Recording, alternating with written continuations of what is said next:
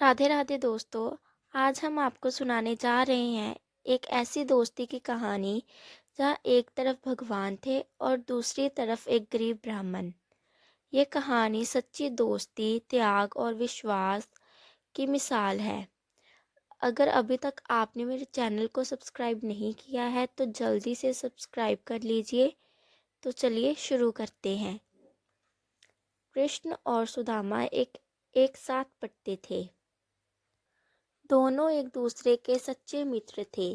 कृष्ण कभी सुदामा की गरीबी का मजाक नहीं उड़ाते थे और सुदामा कभी कृष्ण के राजकुमार होने का अहंकार नहीं करते थे। समय बीत गया। कृष्ण द्वारका के राजा बन गए और सुदामा गरीबी में जीवन जीते रहे। एक दिन घर में कुछ खाने के लिए नहीं था। सुदामा की पत्नी ने कहा, अपने मित्र कृष्ण से मिलो।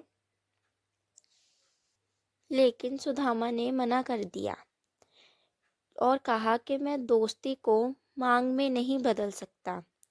आखिरकार पत्नी के बार बार कहने पर सुदामा मान गए और द्वारका पहुंचे। भेंट के रूप में उनके पास सिर्फ एक छोटी सी पोटली थी, चिबड़े की। उन्हें शर्म आ रही थी कि राजा को क्या देंगे।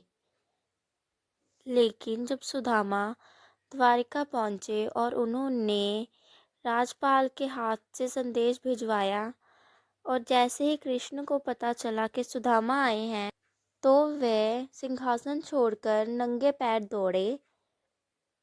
उन्होंने सुदामा को गले लगाया और उनके पाँव धोए और आंखों में आंसू थे। कृष्ण बोले, आज मेरा मित्र आया है। फिर कृष्ण ने चिबड़ा खाया और हर मुट्ठी के साथ सुदामा के भाग्य बदलते गए। रुक्मणी जी ने तीसरी मुट्ठी रोक दी, वरना सुदामा को सब कुछ मिल जाता। फिर वहाँ पर भी सुदामा जी ने श्री कृष्ण से कुछ नहीं मांगा और बिना मांगे ही वापस लौट आए। घर पहुँचे तो उन्होंने देखा कि झोंपड़ी महल बन चुकी थी, गरीबी समाप्त हो चुकी थी। अगर अभी तक भी आपने मेरे चैनल को सब्सक्राइब नहीं किया है तो दोस्तों जल्दी से मेरे चैनल को सब्सक्राइब कीजिए और मेरे को वीडियोस के आइडियाज़ दीजिए कमेंट्स में कि मेरे को और कैसी वीडियोस बनानी चाहिए। तो हमें इस कहानी से ये शिक्षा मिलती है कि सच्ची दोस्ती में कोई छोटा या बड़ा नहीं होता और भगवान बिना मांगे भी अपने भक्त को सब कुछ दे देते हैं। अगर आपको ये कहानी पसंद आई हो तो लाइक करें, सब्सक्राइब करें और कमेंट में जय श्री कृष्णा ज़रूर लिखें।